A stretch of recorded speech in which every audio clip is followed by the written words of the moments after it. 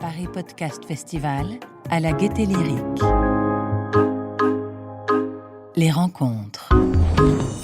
Bonjour à toutes et bonjour à tous. Bienvenue dans le foyer historique de la Gaîté Lyrique pour cette rencontre avec Pauline Grisoni. Bienvenue Pauline. Merci d'être venue à l'heure du déjeuner en terrasse, ça me touche. C'est vrai qu'à 12h15 à dimanche, oui, vous êtes ça. nombreux, c'est chouette. Moi je m'appelle Sofiane Zezoun et je suis journaliste chez Madame Figaro et c'est moi aujourd'hui qui ai le plaisir d'animer la rencontre avec Pauline. Donc je vais commencer par lui poser des questions et puis à la fin on se garde un bon quart d'heure pour vos questions à vous. Il y a quelqu'un qui vous passera des micros. Bienvenue Pauline, c'est la première fois que tu participes au PPF, ouais, je crois. C'est la première fois. Bon, toi Pauline, t'es podcasteuse, t'as créé un podcast qui s'appelle La Leçon, après avoir commencé ta carrière comme journaliste chez Cosmo. Et moi j'aimerais bien qu'on commence par ça, parce que quand je préparais la rencontre et que je réécoutais des interviews de toi, tu parlais du fait qu'il te manquait peut-être quelque chose chez Cosmo et que tu cherchais autre chose. Qu'est-ce qui se passait pour toi à ce moment-là ? Alors, j'étais journaliste lifestyle, chef de rubrique lifestyle chez Cosmo durant 4 ans et demi, 5 ans. Et j'ai adoré ce travail-là. Vraiment, je me disais, mais c'est fou, je suis payée à faire des articles sur des recettes de cuisine, à aller, je sais pas, parler de voyage, mais c'est un truc de fou. Et puis au bout de 4-5 ans, j'ai ressenti que j'avais fait le tour et qu'il y avait quelque chose qui me manquait. Je rêvais d'avoir une chronique télé ou alors de faire un peu de radio, mais moi j'ai fait une école de communication, aucun rapport avec le journalisme, aucun contact et surtout aucune expérience. Donc comment est-ce que tu vas toquer à la porte des gens en leur disant alors voilà, je suis inconnue, je n'ai rien à vous proposer, je n'ai rien fait. Et donc j'ai commencé à me questionner, est-ce que je fais un blog ? J'ai pas trop d'idées, puis j'ai l'impression que les blogs, ça fait déjà 1000 ans qu'il y en a. Mais qu'est-ce qui te manquait ? Est-ce que c'était le fait d'avoir un nouveau challenge ou est-ce que c'était les sujets sur lesquels tu travaillais dont tu t'étais un peu lassée ? Je crois que pour moi, l'amour dure à peu près 3 ans et qu'au bout de 3 ans et demi, j'ai commencé à me dire j'ai fait le tour. Ouais, il y avait ce truc-là de... j'ai envie d'explorer plus, j'ai toujours été ambitieuse et je savais que dans ce poste-là, je pouvais pas vraiment monter. J'avais envie de gagner plein d'argent et clairement, c'était pas le cas. C'est toujours pas le cas, mais bon, tu vois ce que je veux dire. Et il y avait tout ce truc de j'ai envie d'aller plus loin, plus haut, faire mes propres expériences et j'ai adoré les expériences que j'ai eu la chance d'avoir chez Cosmo. Mais là, ça y est, je suis prête pour ma prochaine étape, tu vois. Et comment est-ce que cette prochaine étape, c'est devenu le fait de créer un podcast ? Pourquoi est-ce que c'était de créer La Leçon qui est devenue la solution à ce que tu cherchais en plus ? Alors bon, tu t'en doutes, ça s'est pas passé comme ça. Je me suis pas réveillée un matin en me disant je vais faire La Leçon, je vais quitter mon CDI, Mais j'avais une frustration. J'ai toujours adoré discuter et de rencontrer des gens. Et moi, j'étais tous les jours derrière mon ordi à Issy-les-Moulineaux. Dans un 10h-18h et rien ne changeait. Et on faisait de temps en temps des vidéos, mais il y avait cette frustration aussi du format. Je sais pas si vous vous rappelez de cette tendance, à un moment, Dieu merci, c'est un peu passé, des sortes de vidéos en 30 secondes où tu claques des doigts et ta recette de cuisine, hop là, elle est faite, c'est magique.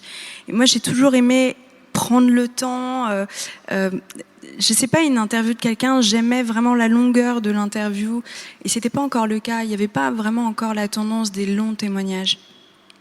Et je découvre un podcast qui s'appelle Transfert.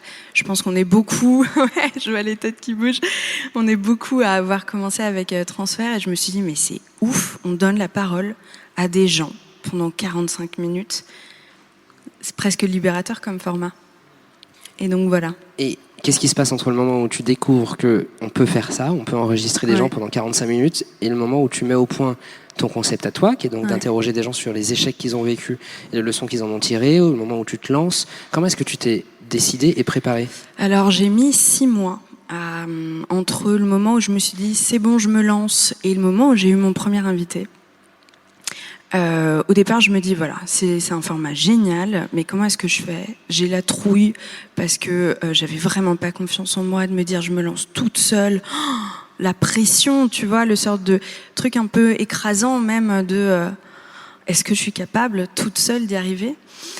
Et puis en plus, à l'époque, il n'y avait pas encore de blog, de podcast ou d'articles sur comment faire son podcast. Il y avait des trucs un peu cryptiques sur Discord. Enfin, vraiment, c'était il y a 4 ans, quoi. Et j'étais en train de prendre ma douche. C'est comme ça que j'ai souvent mes bonnes idées.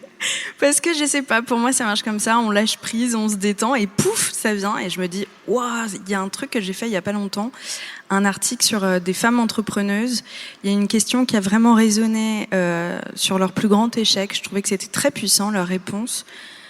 Mais en fait c'est ça le thème du podcast que j'ai envie de créer. Sauf que je savais pas quel matériel utiliser, comment faire. Moi je suis pas du tout geek. Vraiment pas.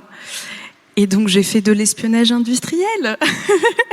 J'ai été envoyer mon petit mail de participation à Transfert avec mon idée en me disant si jamais je suis prise et que j'ai la chance de témoigner pour ce podcast-là, je vais regarder comment ils font, quel matos ils utilisent, je vais regarder leur micro et voilà, je vais essayer de comprendre comment ça se passe. Et ça a fonctionné alors ? Et ça a fonctionné. Ouais. On pense fort à Slate qui va découvrir qu'ils ont été espionnés, donc. J'ai été honnête, tu sais, je leur ai dit. Et du coup, le matos, ça se passe comment ? Et alors, justement, toi, quand tu as commencé ton podcast, est-ce que tu avais quitté Cosmo ou pas encore ? Est-ce que tu as cumulé les deux au départ ? Et c'était vraiment... J'étais absolument pas allée jusqu'à me dire que j'allais quitter mon poste. Je me disais juste, je ressens le besoin de faire quelque chose à côté pour moi. Avec moi aussi en seul chef, parce que tu sais, ça se passe comme ça dans une rédaction. On peut avoir de très bonnes idées, mais s'il n'y a pas le budget, s'il n'y a pas le temps, on te dit toujours que c'est pas une priorité. Et moi, ça commence à me frustrer, ce truc-là. J'ai toujours été quelqu'un, je suis pas forcément la meilleure à exécuter les choses ou alors la meilleure chef de projet. En revanche, j'ai des idées. Et à chaque fois de me faire dire non, c'est pas possible, on n'a pas le temps, c'est pas une priorité, la frustration grandissait et je me suis dit cette fois-ci c'est un projet que je vais faire de mon côté, tu vois. Et puis peut-être que je vais me faire connaître, peut-être qu'on va entendre parler de mon nom, que je vais me faire débaucher, je sais pas. Donc c'était ça au départ, c'était l'idée de rester, d'avoir mon truc à côté. Et puis c'est vrai qu'à l'époque où toi tu t'es lancé, là maintenant les rédactions ont beaucoup plus pris le pli, mais il y avait peut-être moins de journaux qui avaient lancé leur propre podcast, alors que maintenant tous les magazines, tous les journaux quotidiens ont compris qu'ils avaient intérêt à investir ce terrain-là aussi. À l'époque, pas du tout. Moi, je l'avais fait dans ma présentation de ma vision de l'année 2018, donc c'était en 2017, et j'avais marqué création d'un podcast. C'était pas prioritaire, donc c'est pas passé. Et alors maintenant, tu viens de... T'as franchi, je crois, il y a quelques semaines la barre du 100e épisode, il me semble. Ouais. Maintenant que tu as donc toute cette expérience, que ça a été connue comme la créatrice de La Leçon, si on parle un petit peu de comment est-ce que tu travailles ce podcast-là, d'abord, comment est-ce que tu choisis tes invités et comment est-ce que tu apprends les échecs qu'ils ont à te raconter ? Alors... comment est-ce que je choisis mes invités ? Je passe beaucoup de temps sur Instagram à aller de profil en profil et m'inspirer des artistes et des personnalités que j'ai reçues en me disant peut-être que dans leur réseau il y a des gens qui sont très intéressants aussi. Vraiment, je passe un temps fou, mais quand je dis un temps fou, c'est des heures à lire des articles, lire la presse, me dire tiens, il y a telle personnalité qui vient de faire ça. Oh, c'est chouette, elle serait pas mal, je la sens bien. Et il y a beaucoup ce truc de l'instinct aussi. On m'a conseillé pas mal de fois des personnalités que je ne sens pas. Je sais pas comment dire, mais je ne ressens pas de sincérité ou peut-être quelque chose que j'aurais envie de mettre en avant sur le podcast. Donc c'est pas une question de followers ou de notoriété, mais plutôt de ressenti. Évidemment, ça joue. Quelqu'un qui a 300K sur Instagram, c'est pas désagréable pour booster l'engagement de son épisode, mais ça peut pas tout faire. Et ça veut dire que quand tu les choisis, tu sais pas forcément ce qui leur est arrivé et ce qu'ils vont te raconter. Jamais. Et on me demande souvent, mais du coup, est-ce que tu vas à la pêche aux infos sur leurs échecs ? Et c'est pas comme ça. Moi, je prends le problème réellement à l'envers en me disant, telle personne est excellente dans son domaine, elle cartonne. Et donc, évidemment, derrière chaque parcours, il y a des échecs. Qui peut ici se dire « je n'ai jamais rien échoué de ma vie » ou alors on s'attend à la sortie et on discute parce que moi j'ai beaucoup à apprendre de vous. Mais on a tous connu des échecs et quand on atteint un certain niveau dans sa carrière, d'autant plus parce que ça veut dire qu'on a pris beaucoup de risques pour en arriver là.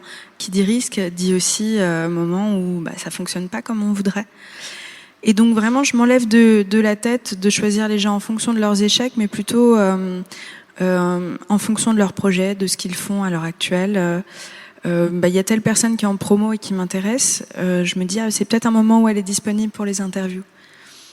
Et est-ce que c'est facile de les convaincre de te raconter leurs échecs? Parce qu'il y a de tout dans les profils de ceux et celles que tu interviews, mais il y a beaucoup de grands noms, il y a beaucoup d'artistes, il y a beaucoup d'entrepreneurs, il y a beaucoup de restaurateurs qui sont connus, qui ont une vraie assise, et on n'a pas forcément l'habitude de raconter un peu les coulisses pas glorieuses de ces histoires-là de succès. Est-ce que c'est facile de les convaincre de raconter ce qu'ils ont raté?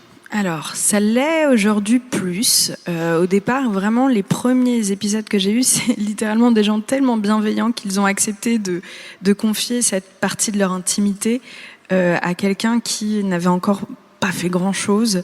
Je pense à Aurélie Saada, à Olysses, des nanas juste qui étaient assez bienveillantes pour se dire je vais soutenir le projet de cette jeune podcasteuse. Mais au départ, j'avais aussi beaucoup, et la grande majorité de gens qui me disaient « mais je ne veux pas ».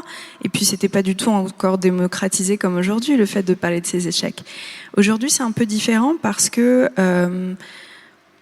déjà, psychologiquement, quand on voit son cercle de proches qui a déjà participé à mon podcast, on s'ouvre plus, on fait plus confiance. Et puis aussi, je pense que c'est un côté flatteur de faire partie de ce gang de personnalité, parce qu'en un sens, on est là parce qu'on a réussi. Donc je pense que ça c'est assez flatteur aussi, et c'est peut-être un peu plus facile aujourd'hui. Après, il y a toujours des gens qui me diront non, et je ne juge pas, parce que moi, j'ai fait l'exercice sur mon propre podcast, et en fait, c'est hyper dur. Donc, franchement, chapeau à ceux qui le font. Oui, parce que t'as fait un hors-série, justement, où toi, tu racontes... Ouais. Tes propres échecs. Il y en a comme ça au départ, des gens que tu voulais interviewer au tout début et qui t'ont dit non? Ouais. Tu peux nous raconter qui ou pas? Je sais pas si je peux dire le nom. Claire, je dis le nom, quoi.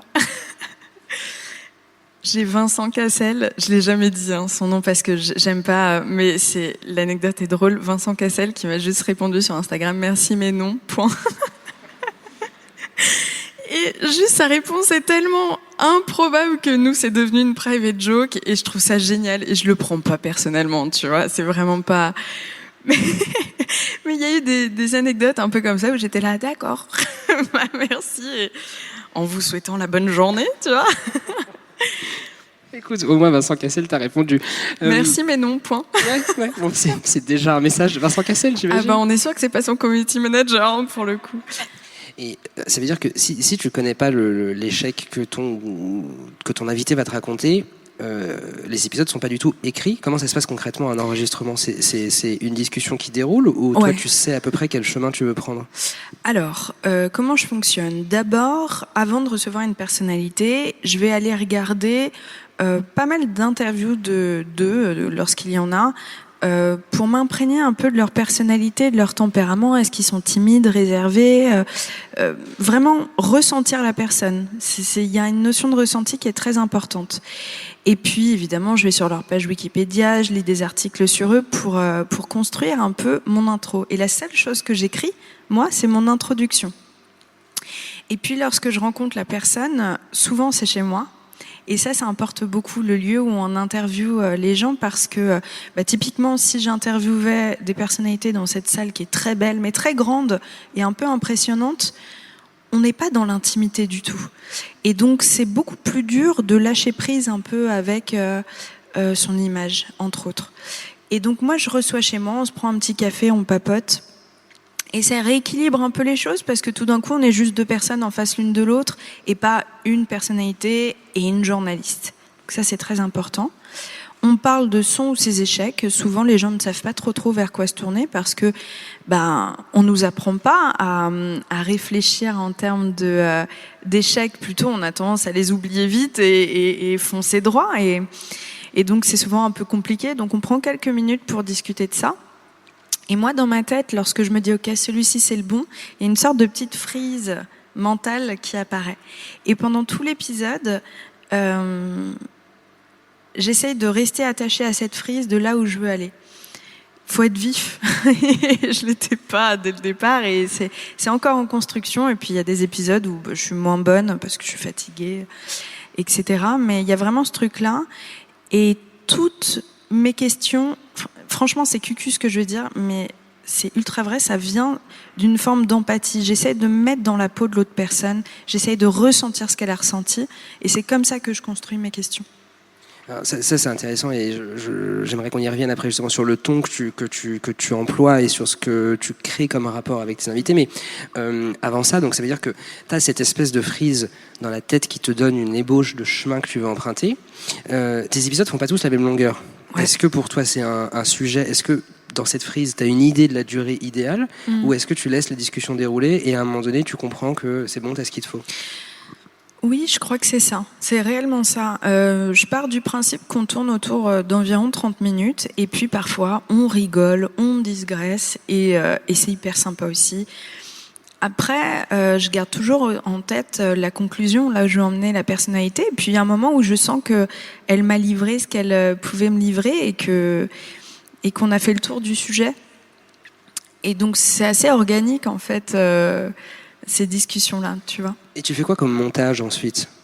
Alors, je coupe pas mal de ce que je dis, parce que franchement, j'assume pas tout. Sur le coup, on rigole et tout. Parfois, il y a des gens qui m'impressionnent un peu. Alors, je fais des blagues et en fait, au montage, je suis là, oh la honte, oh mon Dieu. Ah non, c'est pas possible. Des rires que j'ai un peu gogolito et tout. Donc, en fait, souvent, ce que je coupe, c'est ce que je dis vraiment. Parce que je m'assume pas totalement une fois que je réécoute mes épisodes. En plus, c'est dur parce que je fais tout moi-même. Donc, ça veut dire que je me réécoute, les gars. Je laisse pas ça à quelqu'un d'autre qui a une vision extérieure, un regard plus bienveillant avec moi. Non, c'est moi qui coupe propre truc. Et donc, vraiment, il y a des moments où je suis là, non, frère, t'es allé trop loin, là. Et puis, parfois, je coupe des petits moments qui pourraient un peu nous éloigner du sujet. Et je pense que c'est quand même important de rester sur cette notion de frise chronologique, tu vois, et donc c'est ça que je coupe. Et avec tout ça, ça te prend combien de temps un épisode ? C'est combien de temps de travail ? Ça dépend. Il y a des épisodes où c'est un luxe ultime, c'est que je me dis c'est génial. La personnalité a été top, elle a l'habitude, elle sait très bien s'exprimer, et donc je vais faire 30 minutes de montage maximum. Et puis il y en a où c'est beaucoup plus dur et c'est pas grave, je prends le temps parce que moi j'ai vraiment envie de mettre en valeur le discours de la personne, qu'elle soit fière de son épisode aussi. Et là, je peux aller jusqu'à 15 heures de montage. 15 heures, t'as dit ? Ouais, ça m'est arrivé. D'accord. Et alors maintenant que tu as dépassé les 100 épisodes, est-ce que tu as appris des trucs, des techniques d'entretien pour que les gens se livrent ? Non, rien du tout. Non, je rigole. Comment c'est quoi tes réflexes d'interview pour que les gens se livrent dans la façon de poser les questions, dans la façon de les guider ? Alors, moi je trouve que le petit café avant vraiment fait même partie de l'interview. Ce petit café où on passe d'inconnus à personnes qui peuvent se comprendre, voilà, je crois que j'essaye de montrer que je suis douce, que je prendrai le temps, qu'on n'est pas là pour piéger du tout et qu'au contraire, on est là pour faire un chouette épisode ensemble. Donc ça, c'est la première de mes techniques. Si je dois dire technique, parce que c'est un peu inconscient, en fait, c'est un truc que j'ai développé au fil du temps. Je souris beaucoup aussi, parce qu'en fait, c'est con, mais quand on sourit, quand la personne en face de soi sourit dans un truc un peu, je sais pas, tu vois, rayonnant, on se détend, on se relaxe et on se dit ah ouais mais en fait je suis pas sur une zone je suis pas sur une zone de mine, une zone de danger, au contraire je suis bien entourée quoi. Et sinon le fait d'être allée voir pendant longtemps une psy, ça m'a permis ça m'a énormément aidé à façonner mes questions. Parce que moi, je suis dans un podcast, on parle pas business, on parle pas technique. Moi, on est là pour parler d'émotions, de ressentis, de réalisation. Et toutes ces choses que j'ai travaillées avec ma psy me servent énormément non pas que je sois la psy de mes invités, parce que clairement, je n'ai aucune formation sur le sujet. J'étais chez Cosmo, je vous rappelle. Mais ça m'aide énormément.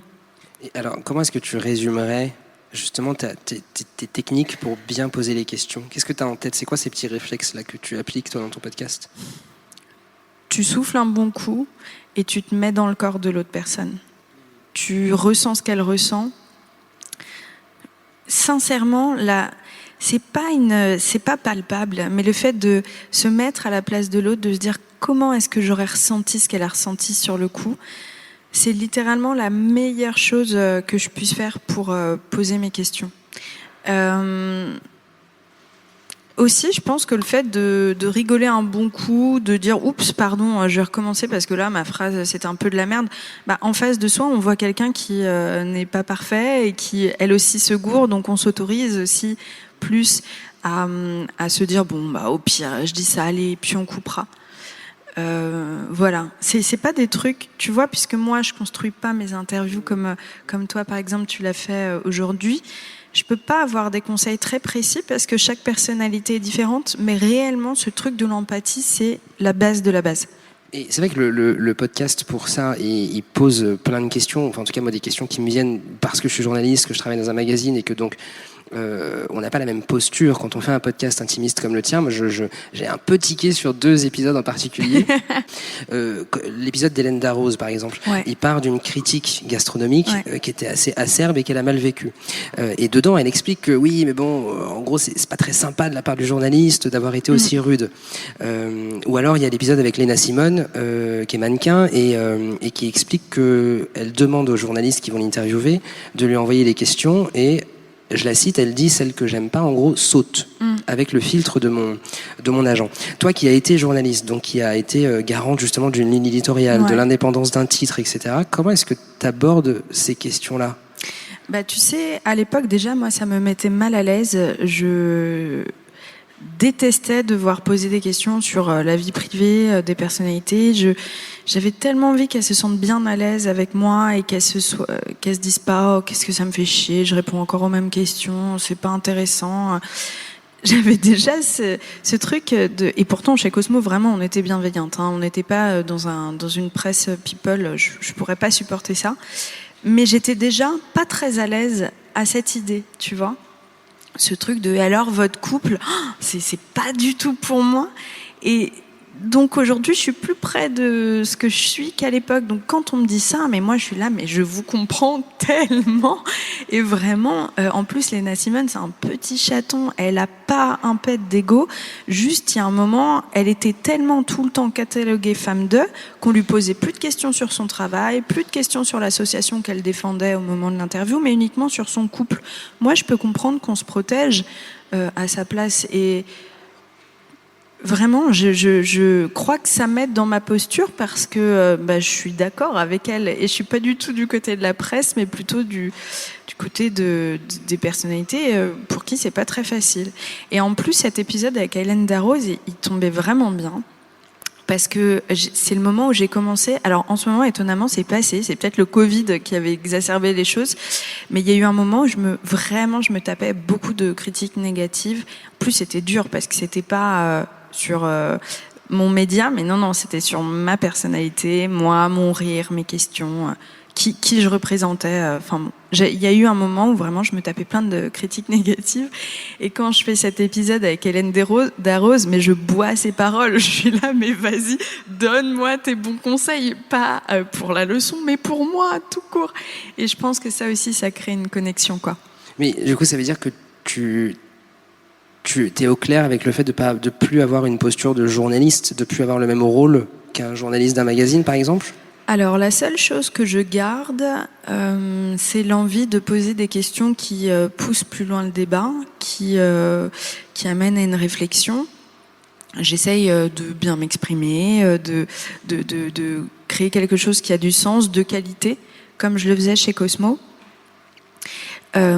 Mais au fil du temps, j'ai lâché prise avec ce truc de journaliste. Parce qu'au départ, moi, la leçon, je me foutais une grosse pression parce qu'il fallait absolument que je sois professionnelle pour montrer que je suis une bonne journaliste, pour me faire repérer ailleurs. Et puis, au fil du temps, je me suis rendu compte que j'étais jamais aussi heureuse et que les gens ne kiffaient jamais autant que quand en fait j'étais vraiment moi-même dans ce podcast, que je posais des questions en tant que Pauline Grisoni, que je montrais ma vraie personnalité en gros et pas une sorte de truc, vous savez, la posture du journaliste à la Claire Chazal, quoi. Que j'adore et que j'adorerais avoir dans la leçon. Mais ça, c'est un autre sujet. Oups, pardon. C'est mon truc de pilule. Ça arrive. La honte. Bon, les gars, je vais prendre ma petite pilule. Hein. En direct, voilà. Cool, ça veut On dire avait dit qu'il est, intimiste. On y est. Ouais, c'est ça. Ah, c'est charmant, hein, la vie d'une femme. Et on remercie la Gaieté Lyrique pour les verres d'eau sur la table basse qui n'ont jamais été aussi utiles. C'est clair. Pardon, désolée. Mais je m'en mets partout. Ça m'a complètement dérouté ce truc. Aïe, aïe, aïe. Pardon. Et donc, ce truc de la posture de journaliste, au départ, je pensais qu'il fallait que je l'aie pour qu'on me prenne au sérieux. Et en fait, maintenant, je crois que faut juste arrêter de chercher à être quelqu'un ou alors à faire ce qu'on pense qu'il faut qu'on fasse, tu vois, et juste être soi-même. C'est là où on crée de l'intimité avec les gens, c'est là où on crée une vraie connexion, quoi. Oui, donc je vais lâcher prise avec ça, tu vois. Oui, je comprends. En tout cas, c'est vrai que c'est pas des postures et des rôles qui sont tout à fait les mêmes. Et toi, depuis que tu t'es lancée en indépendante, tout à l'heure, tu parlais un peu de l'argent. Tu disais que tu voulais gagner plein d'argent. Est-ce qu'on peut gagner plein d'argent en lançant un podcast en indépendante ? Work in process. Comment ça fonctionne concrètement ? C'est quoi tes sources de revenus avec la leçon ? Comment ça marche ? Quand je vous dis plein d'argent, je crois que je serai jamais malheureusement Elon Musk. Ouais. Bon, mais chez Cosmo, mon salaire stagnait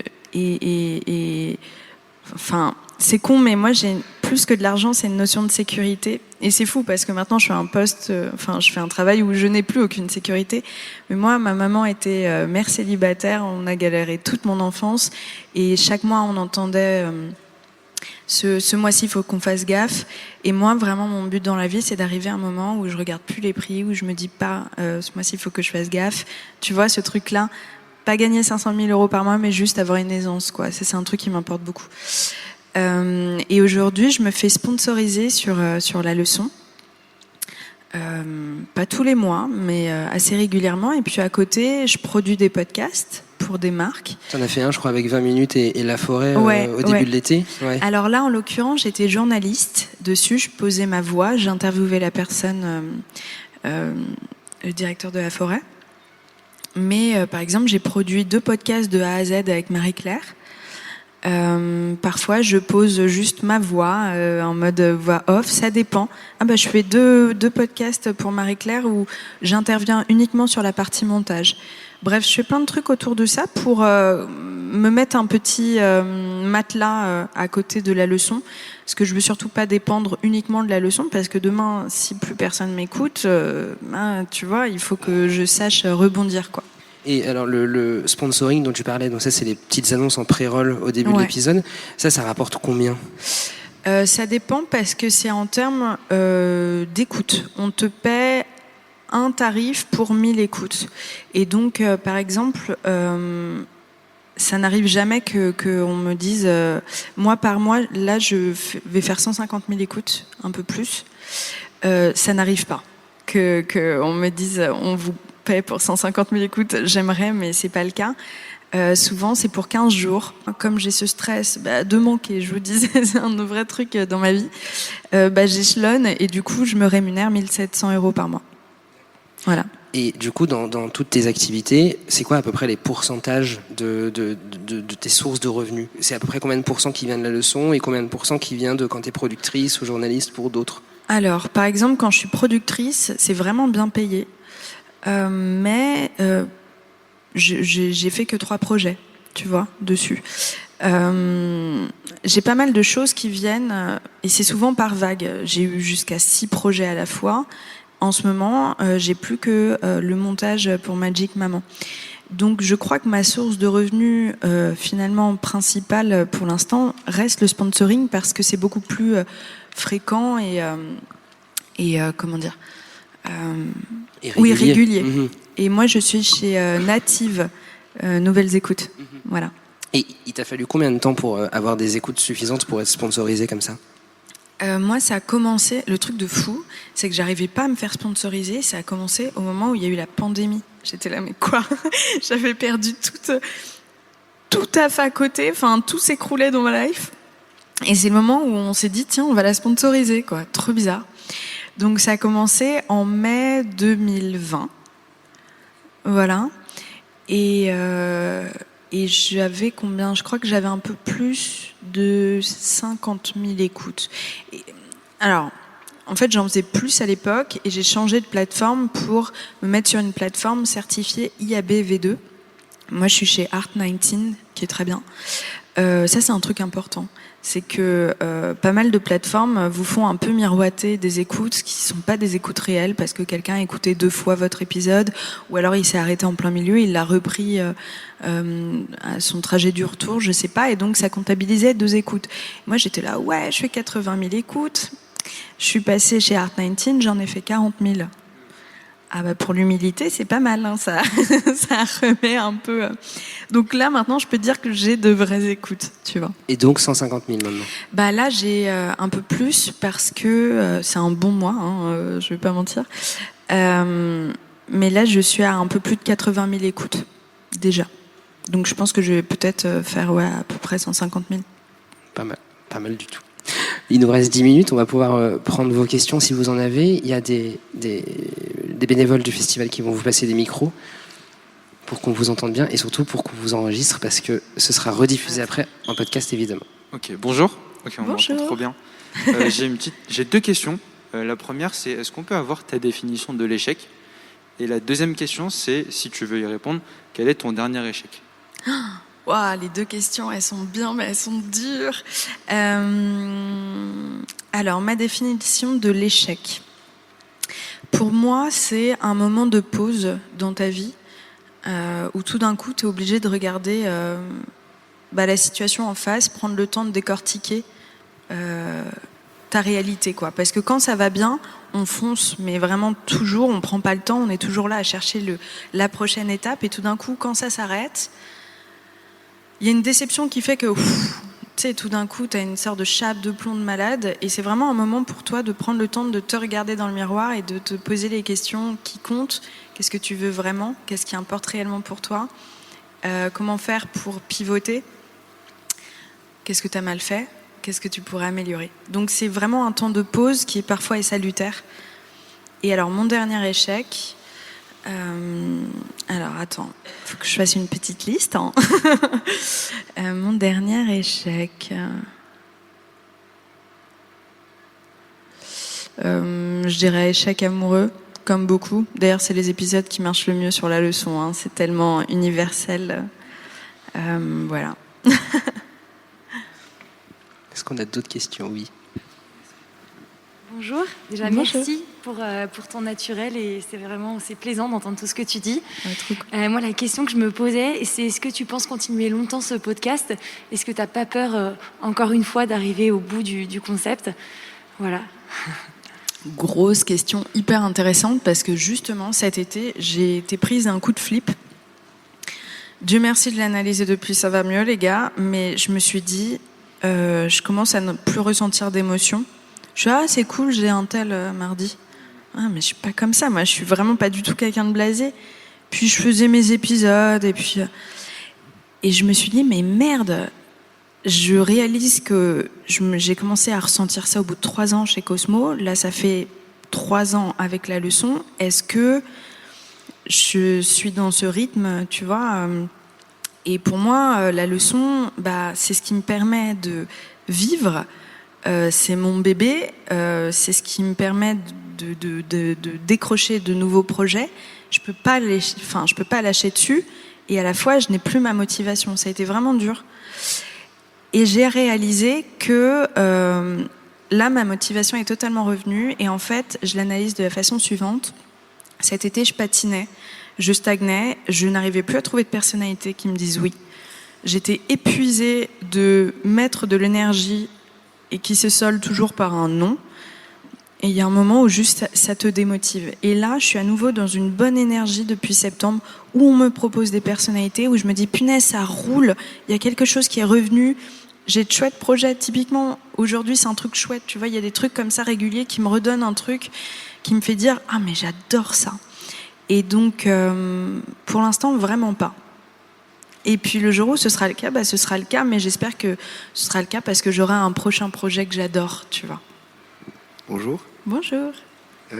Est-ce que tu pourrais choisir un conseil pour une personne, des personnes, j'imagine, dans la salle, qui commencent et qui se lancent dans à peu près la même aventure que toi? Ouais. Alors, moi, vraiment, le projet, je vais peut-être me répéter, mais sincèrement, c'est le plus important. C'est de ne pas attendre que ton concept, ta création, ton son, tout soit parfait. Parce que moi, j'ai mis 6 mois avant de lancer mon podcast parce que je voulais absolument une top resta, parce que c'était ça ma ligne édito.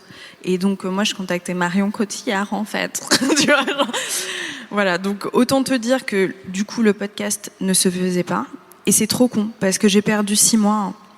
6 mois où j'aurais pu apprendre, où j'aurais pu me dire ça il faut que j'améliore, etc. Donc vraiment lâcher prise avec cette sorte de perfectionnisme qu'on a tous quand on a la trouille, se dire je me lance, et vraiment je vous jure qu'on a l'impression au départ que tous les yeux sont rivés sur soi, mais pas du tout. Enfin, les gens s'en foutent un peu, quoi. On est le centre de l'univers, de son propre monde, mais les autres sont pas là pour te dire ah ouais c'était vraiment nul. Soit ils sont indifférents, soit ils t'encouragent. Donc tente, fais, et tu verras à quel point c'est gratifiant de se dire waouh, je crée un truc de mes propres mains. Et si c'est déjà le cas, t'as commencé ton podcast ou pas? Oui. Ouais. Mais j'ai pas publié. Et ça fait partie de la question. Bah voilà. Bah il y a vraiment ce truc de j'attends d'avoir tant d'épisodes pour... Non, juste vas-y. Vas-y. Et un autre conseil qu'on m'a donné, je me disais il faut que j'attende d'avoir... encore une fois, j'avais 5 épisodes et puis ça stagnait parce que je voulais des stars de plus en plus connues. Et on m'a dit, mais en fait, là, ce qui est important dans cette phase de l'évolution de ton podcast, c'est de beaucoup faire. C'est pas de faire extrêmement bien, c'est de beaucoup faire. Parce que plus tu fais, plus tu déstresses en créant ton podcast, plus tu prends de l'assurance. Et puis tu apprends beaucoup, beaucoup, beaucoup. Donc vraiment diffuse-le, il est pas parfait, c'est pas grave, le prochain le sera. Clairement sur 100 épisodes, tu te doutes bien qu'il y en a où je suis là, c'était pas mon meilleur. Et voilà, c'est pas grave quoi. Bonjour. Bonjour. Alors j'espère que tu n'en as pas déjà parlé parce que je suis arrivée un peu en retard. Je voudrais savoir combien de temps tu passes sur les différentes étapes, en particulier peut-être l'interview en elle-même, le montage et aussi tout ce qui est peut-être gestion des réseaux sociaux. Ouais. Moi, j'ai toujours un peu la honte dans ce genre de moment parce que je me dis que je suis vraiment pas la plus grande pro et que vraiment mon podcast pourrait aller tellement plus loin si j'étais plus assidue, parce que je sais qu'il y en a qui quantifient, qui sont extrêmement organisés. À moi, mais dans tous les sens, c'est à 23h30, mais à 17h, je fais... tu vois. Donc, je dirais presque le plus de temps, c'est à rechercher des personnalités, à échanger des mails avec les attachés de presse. Ça me prend beaucoup, beaucoup de temps, coup de fil, etc. Et puis les réseaux sociaux, allez, je passe 10 minutes sur la story que je fais de l'invité, grand max, non même pas 5 minutes. Mais le reste du temps, moi j'ai choisi, et ça c'est un vrai conseil moi que je vous donnerais, j'ai choisi de ne pas avoir de compte Instagram pour la leçon, mais d'en avoir un uniquement personnel. En me disant, le jour où j'ai d'autres projets et que j'abandonne la leçon, j'ai pas envie que tous ces followers que j'ai mis du temps à voir sur mon compte Insta la leçon soient perdus. Je veux que tout le monde reste... en fait, que tout le monde s'attache à ma personnalité plutôt qu'à mon podcast, parce que je sais pas ce que je fais demain. Et que donc, je veux être le point central de tout ça. Et puis aussi parce que je me suis dit, moi j'ai envie d'avoir une vraie communauté sur Instagram parce que j'aimerais aussi en faire un pilier de mon travail. Alors pas le pilier principal parce que j'ai pas du tout envie d'être le téléachat, mais j'ai envie que ça m'aide à me rémunérer, que ça fasse partie de mes rémunérations. Et puis aussi parce que je sais le poids et l'importance qu'on met dans le nombre de followers d'une personne pour décrocher tel taf, etc. Et je le vois à l'heure actuelle, c'est plus facile maintenant que j'ai dépassé les 10K. C'est un peu triste, mais c'est comme ça. Donc je mets énormément de temps sur mon Insta parce que j'adore ça, j'adore faire des photos, j'adore faire des reels, ça m'amuse et donc naturellement j'y passe du temps et je sais que moi pas mal de personnes me disent mais j'aime pas du tout Instagram, il faudrait que je m'y mette, est-ce que tu as des conseils? Et je crois qu'il faut trouver le réseau social qui te correspond parce que sinon c'est la torture quoi, c'est pas sincère, ça te fait chier, donc du coup ça te pèse. Tu vois, si toi c'est LinkedIn qui est un formidable réseau social et que tu aimes partager autour de tes réflexions, LinkedIn, go. Ça va pas être Instagram forcément, moi j'aime bien ça et puis donc voilà, je suis là-dessus. Mais par contre, j'ai aucun truc de temps, etc. Je suis vraiment, je suis pas du tout organisée quoi. Et ce sera le mot de la fin de cette session. Yeah. En finissant sur je ne suis pas organisé. Navré. Wow. Vraiment. Ils sont venus pour ça quoi. L'arnaque. Merci beaucoup Pauline. Merci beaucoup Et Sofiane. merci à vous tous et toutes d'avoir écouté. Et merci d'être venus. pour ceux que ça intéresse,